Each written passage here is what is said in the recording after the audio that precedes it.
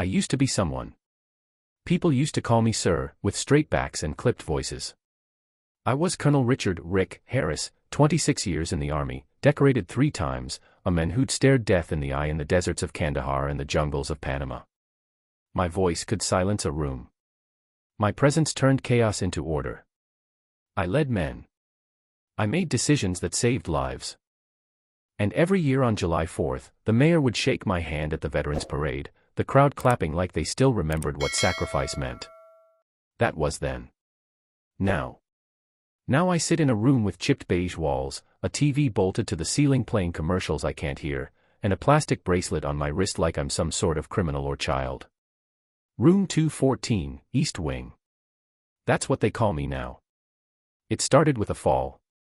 One stupid misstep in the kitchen. I reached for a mug in the cupboard, and the stool wobbled. My hip shattered like a damn twig. At 72, the body turns to glass, even if the mind stays sharp as a bayonet. They brought me to St. Mary's Medical Center, filled out the insurance forms, and promised they'd be back in the morning. That was 10 days ago. I haven't seen a single face I love since. Not Kyle, my eldest, the one who used to wear my helmet in the mirror when he was 5. Not Samantha, my baby girl, who once wrote an essay about how her daddy was a hero. Not even Eli, my youngest grandson, who I taught how to ride a bike just last summer, wheezing through my ribs but laughing like hell as he sped down the sidewalk. I was left here. Like an old boot. Like garbage. The nurse, Sharon, she tries. She brings me extra pudding when she can. But I see the look in her eyes, pity. I hate pity. I'd rather get punched in the face. She asked me yesterday, why haven't your family visited? I looked her dead in the eye and said, you ever throw out something that used to matter to you? A trophy, a letter, a photograph. Not because you hate it.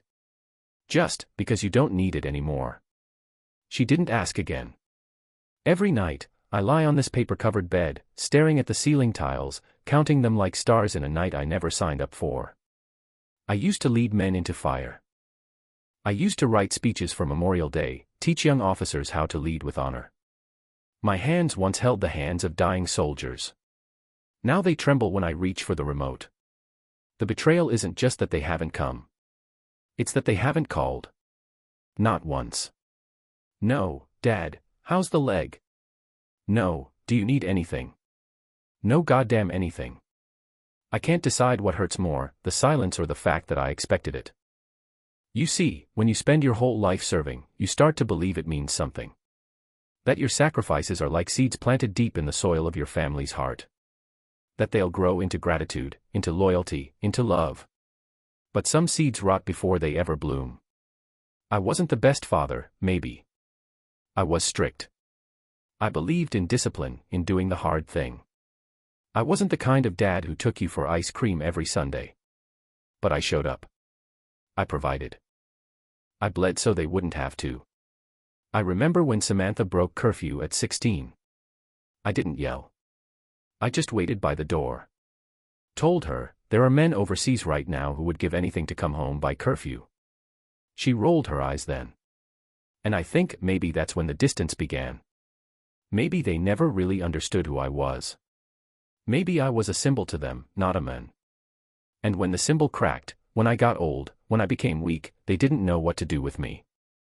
So they left me here. Like a relic. Like an embarrassment. There's a man down the hall named George. 84, used to be a jazz musician. He plays the harmonica when the nurses aren't looking. He hasn't spoken a full sentence in 3 days, but when I pass his room, I swear I hear the melody of loneliness. We nod to each other in the hallway, like ghosts recognizing ghosts. We're all fading here. Not dying. That'd be too dramatic. Just fading. Becoming less every day. But last night something shifted. Something snapped, maybe. I lay there in the dark, listening to the beep of the machines, the rustle of feet down the corridor. And I thought. If no one's coming. If I truly mean nothing to them anymore. Then I'm free. Free from expectation. Free from the ache of waiting. If I don't matter to them, then I no longer have to carry them. Let them forget. Let them live in the illusion that I'm safely tucked away, an obligation checked off. Because they made a mistake. They thought I was finished. But I'm not. The worst part about being invisible isn't the silence. It's when people talk over you like you're already dead. Yesterday, a young intern came in, barely 20, smelling like cheap aftershave and Red Bull. He stood at the foot of my bed, tapping on his little digital pad. Didn't even look me in the eye. He's stable, he told Sharon. Any visitors yet? She shook her head. He muttered, typical. These old vets, man. Families dump them like it's yard sale season. Then he chuckled. Chuckled. Like I was a broken toaster. I stared at him. Just stared. Didn't say a word. Because sometimes silence is sharper than shouting. When he left, Sharon stayed behind. Her hands trembled as she adjusted my blanket. She couldn't meet my eyes either. But that moment, that little laugh, was the final brick in a wall I hadn't realized I was building inside me. Because I finally got it. They see me as a problem they've postponed. A responsibility they've deferred. An old photo shoved in the back of the drawer, too painful to throw away, too awkward to display. I used to walk into rooms and men would stand up. Now, they don't even knock. I started a new routine after that. Every morning, I made my bed. As best I could. Not for them. For me. Tight corners. Folded blanket. No wrinkles. Just like the barracks. A ritual. A quiet declaration. I'm still a man. I began to study the staff, how they moved, how they spoke. I learned the schedule, the shift changes, the lunch cart patterns. I listened. Watched. I saw things they didn't know I noticed. Like how George's meds were always late on Wednesdays. Or how Mrs. Lopez down the hall cried after every phone call. Or how Sharon always wore her wedding ring even though I heard her crying in the supply closet once, whispering, he moved out last week. And I realized something else. They're all pretending too. Just like me. This place, this whole building, it runs on illusion. Smiles. Nods. Polite check-ins. But beneath it, we're all cracking. Patients. Nurses. Interns. Everyone. And in that cracked silence, I started to write. I asked Sharon for a notebook. At first she hesitated, but I looked her in the eye and said, I was trained to write field reports with a broken hand in the middle of a firefight. I think I can manage a journal. She brought it the next morning. Blue cover. Cheap spiral. Smelled like glue and potential. So I wrote. About the war. About raising Kyle and Samantha. About the time I saw Eli take his first step. About things I never said out loud, like how scared I was the day I retired. Because when the uniform comes off, so does the armor.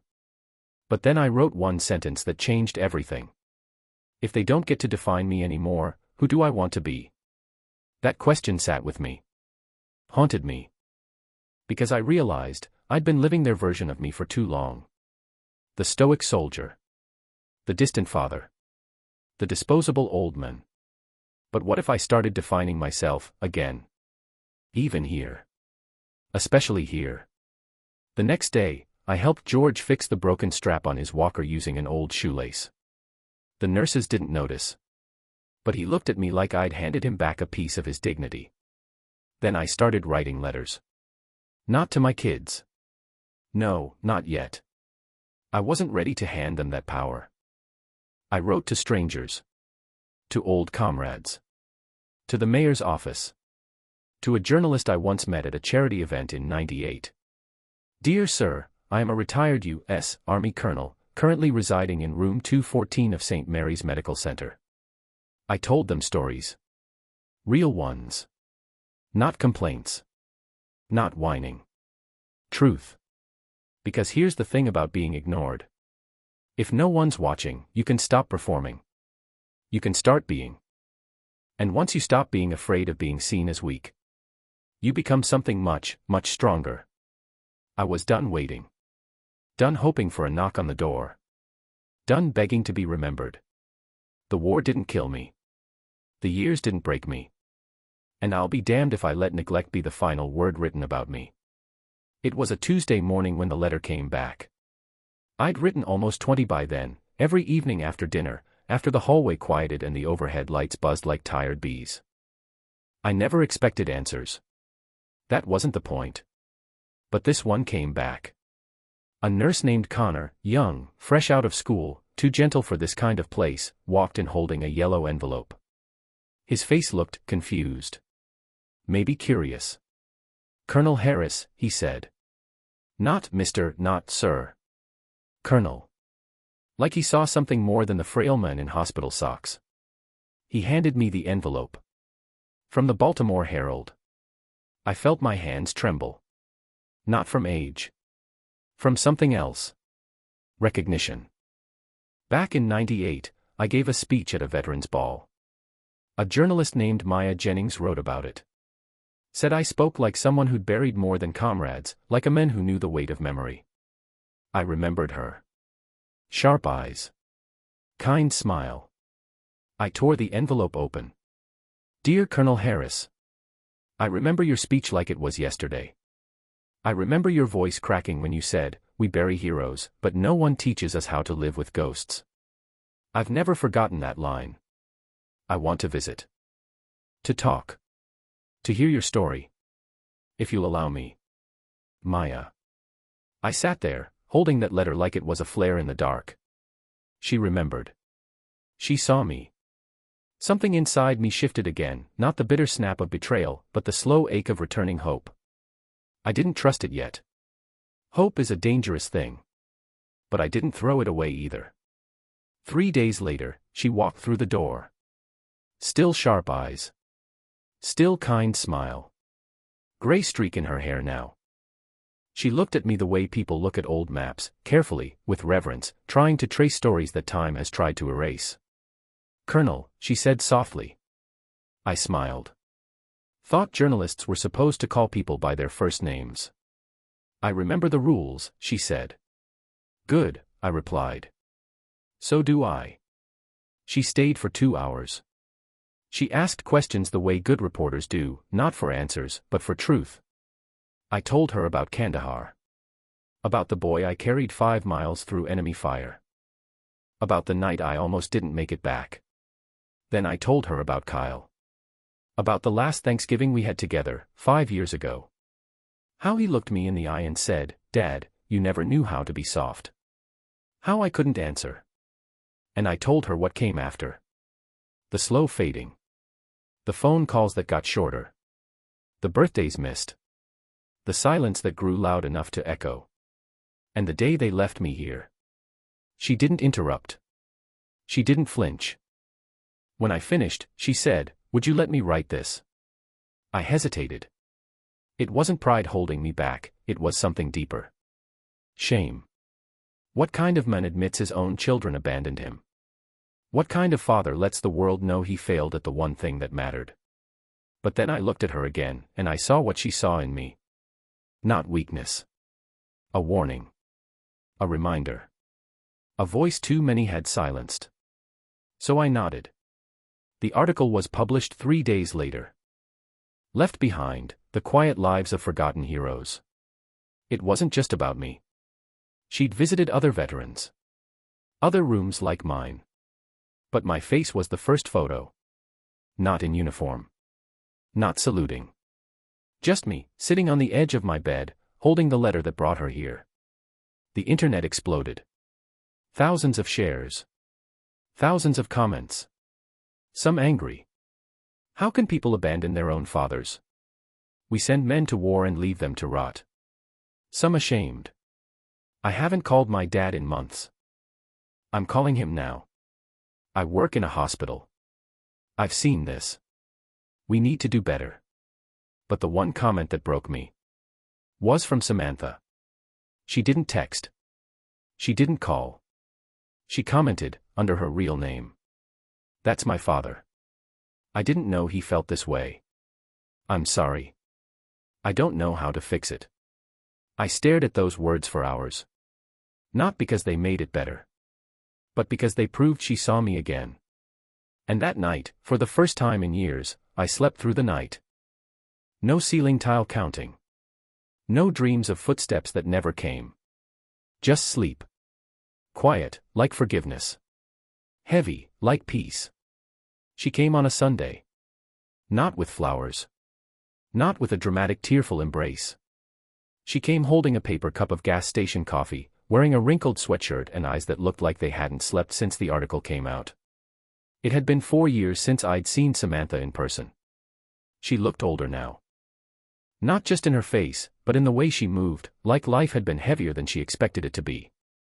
She stepped into room 214 like she didn't belong there. Like she was walking into a church she hadn't visited in decades. "Hi, Dad," she said. And that was it. No apology. No explanation. Just those 2 words, trembling at the edge of everything left unsaid. I didn't stand. Didn't smile. Just nodded. "Sam." She sat down in the hard plastic chair by the window. Crossed her arms. Looked out at the parking lot like it had something important to say. Silence stretched between us. Familiar. Uncomfortable. "I read the article," she finally said. "Yeah," I said. It made me sick." "Wasn't meant to," I replied. "It was meant to be honest." She flinched like the truth had sharp corners. "Why didn't you call me, Dad?" she asked. I laughed. Not bitter. Just hollow. "Sam, I raised you not to need reminders. I raised you to show up." That landed hard. She looked down at her coffee, turning the lid in slow circles. "I didn't know how to be around you anymore," she whispered. "You were always the general. The commanding officer. Even at dinner." I didn't answer right away. Because I wasn't sure if I was ready to admit what I knew deep down. That I had taught my kids how to be strong, but never taught them how to be close. "I didn't know how to be anything else," I said finally. "I spent my life commanding rooms." It's hard to sit down at a table without expecting someone to salute. We both let that sink in. 2 people trained in silence. Me, by the military. Her, by my absence. She leaned forward. "I'm not here to ask you to forget. I don't deserve that. But I need you to know, leaving you here, we thought it was temporary. Kyle said you'd be better off. Monitored. Safe." "Safe from what?" I asked, my voice low. "From becoming our responsibility." She winced like I'd slapped her. And I hated that part of me, the part that wanted her to feel it. The pain. The loneliness. The slow rot of being forgotten. "I didn't come to fight," she said. "I came to ask if you'd come home." I stared at her. And in that moment, I didn't feel warmth. I didn't feel relief. I felt something harder. Clarity. "I don't think you understand," I said. "I'm not the one waiting to be rescued anymore." She blinked. "What?" "I've spent 10 days in this room waiting for a door to open. 10 days measuring my worth in unanswered calls. And then I realized. I'm not the one who needs to be forgiven. I did my job. I sacrificed. I showed up. I looked her straight in the eyes. You left me. And it hurt. God, it hurt more than a battlefield wound. But I'm not angry anymore. I'm just done asking to be seen. Tears welled in her eyes. She wiped them away fast, like they embarrassed her. Then what do you want? She asked. And I told her the truth. I want you to remember who I am. Not because you feel guilty. Not because you're afraid of losing time. But because you choose to. She sat with that. Let it settle. Then she nodded. Not a promise. Not a pledge. Just acknowledgement. I'll come next Sunday, she said. You don't have to, I replied. I want to. And I believed her. Not because she said it. But because she didn't say it like a daughter trying to fix something. She said it like a woman trying to understand a man she never really knew. That night, I wrote again. Not a letter. A statement. I am not waiting anymore. I am not forgotten. I am remembered, by myself. I am not the men they see when they glance. I am the men who endured, who gave, who stood up again when everyone sat down. It wasn't victory. It wasn't vengeance. It was dignity. And it tasted better than any apology. I wasn't supposed to speak. The invitation came quietly. A folded note slipped into my lunch tray the following Thursday, right between the Jell-O and the dry turkey sandwich.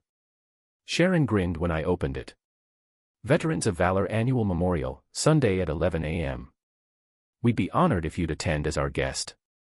I read it 3 times, expecting a catch. There was no title before my name. No, Colonel. No, Mr., just Rick Harris. That mattered more than I expected. For once, I wasn't being invited as the man I used to be. I was being invited as the man I still was. At first, I planned to sit in the back. Nod politely. Maybe shake a few hands if my knees didn't give out. But the morning of the event, Maya showed up again. Same kind smile. Same sharp eyes. They'd like you to speak, she said softly. Who? The board. The vets. Everyone. I shook my head. I'm not the man for speeches anymore. You are exactly the man, she said. She left the invitation on my nightstand and walked out without another word. She knew better than to push. It sat there all day. Next to my untouched lunch tray.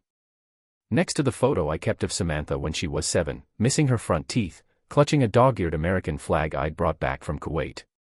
By sunset, I knew. I had to speak. Not for them. For me. Sunday. 11:03 a.m. The rec center was packed. Veterans in full uniform, some in wheelchairs. Rows of metal folding chairs. A podium that looked like it had seen more barbecues than speeches. I stood at the back, hands trembling, not from fear. From weight. Then I heard it. She's here. I turned. Samantha, walking in. Not late. Not rushed. Just there. Present. We exchanged a nod. That was enough. Maya was waiting by the podium. You ready? She whispered. No, I said. But I'm going anyway. I walked to the mic with a cane in one hand and the speech in my pocket. Didn't take it out. Didn't need it.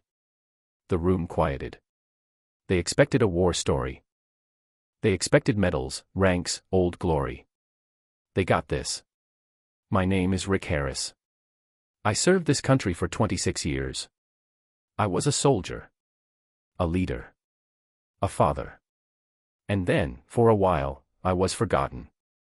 You could hear a pin drop. Not by enemies. Not by time.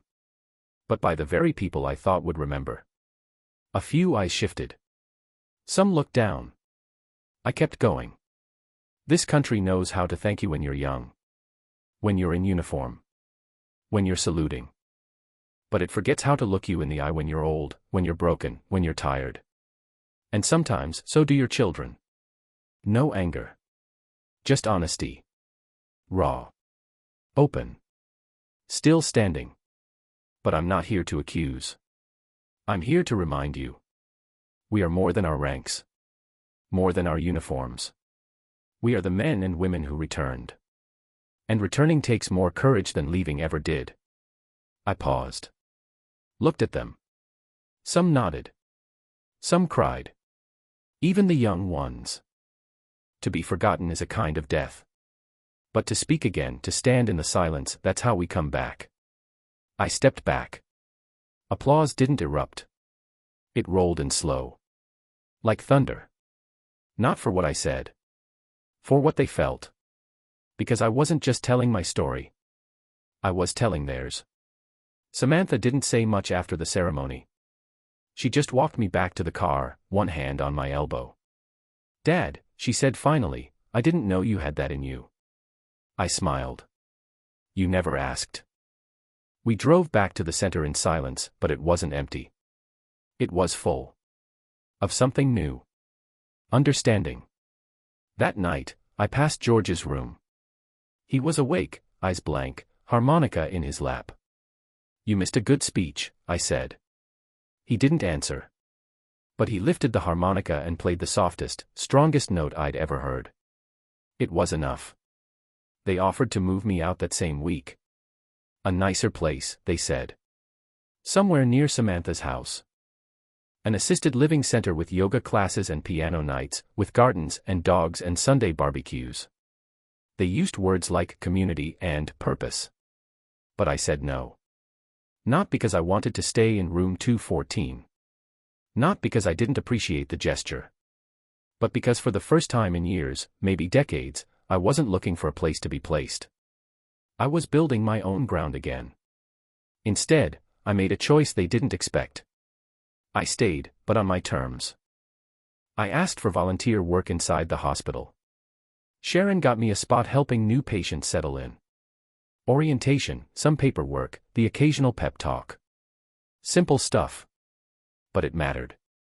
Every morning now, I roll out of bed, make it with tight corners, sit at the desk by the window, and write two things. What I did yesterday. What I'll do today. Nothing fancy. Just an act of taking back time. Samantha visits every week now. Sometimes we talk. Sometimes we just sit. The silence isn't as heavy anymore. She told me once, "I used to think you were impossible to please." I replied, "I was." She laughed. Said, "You're still impossible, but in a different way." That's the closest thing to forgiveness we've found. And honestly, it's enough. Kyle wrote once. Just a short email. He said, "I read the article. I didn't know what to say. Still don't. But I hope you're okay." I replied, "I am. And I hope you are too." That was it. We haven't spoken since. And I'm okay with that. Because some bridges don't need to be rebuilt. They just need to be left standing in case someone chooses to cross them. But I'm not the one laying planks anymore. Maya's article led to a second one. Then a podcast. Then a book deal she asked me to co-write. I said no. Told her my story isn't for sale. But I gave her permission to share the silence, if she wanted. The part people don't talk about. Because that's where most of us live, isn't it? In the in-between. Not heroes. Not villains. Just forgotten people remembering themselves again. Last week, a young man came into the hospital. 24. Army. Shrapnel in the leg. He looked lost. I walked in, cane in hand, and he looked at me like I was just another old man. "You served?" he asked. I nodded. He waited, expecting a lecture. A story. A moral. All I said was, "Don't let them tell you who you are when the uniform comes off." He blinked. Then nodded, slow. And I saw it, recognition. Because sometimes, a few words are enough. Sometimes, not being alone is the lesson. People still forget me. Strangers still look through me. But it doesn't sting the same anymore. Because I know who I am. And when the world's not looking, I still am. I never got revenge. Not the kind they make movies about. No shouting. No angry confrontations. No perfect apologies. But I got something better. I stood up when no one clapped. I spoke when no one asked me to. I lived after they left. And I let go, not for their sake. For mine. On the last page of my notebook, I wrote, "You don't need to be remembered by the world to matter. You only need to remember yourself." And refuse to disappear quietly. That was the end of the story. Not with a bang. But with a man sitting by the window, watching the light change on the pavement. Not waiting. Just living. Fully. Finally. Subscribe and like, and send the video to your friends.